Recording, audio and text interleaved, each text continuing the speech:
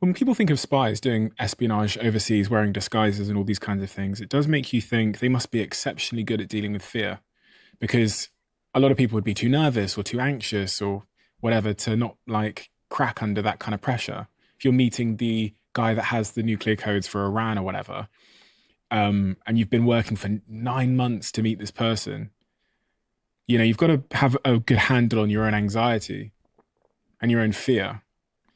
Do the CIA target people that are good at that, or do they train that, or is it both? It's both. It's a great question. It's both. CIA wants people that carry a certain level of anxiety because when you carry anxiety, you're naturally paranoid, which means you have heightened observational skills.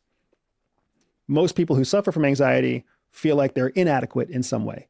In reality, they are hyper adequate. They are more than adequate. Anxiety is a superpower through the eyes of the CIA.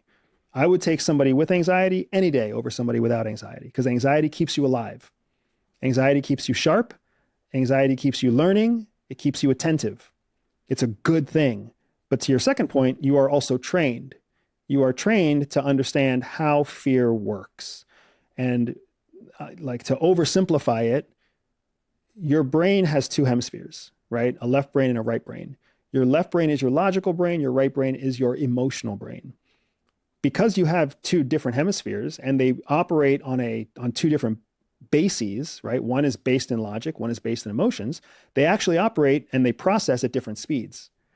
Your logical brain processes much slower than your emotional brain, which is why it takes you an instant before you're scared, but it takes you maybe minutes, hours, weeks before you're convinced.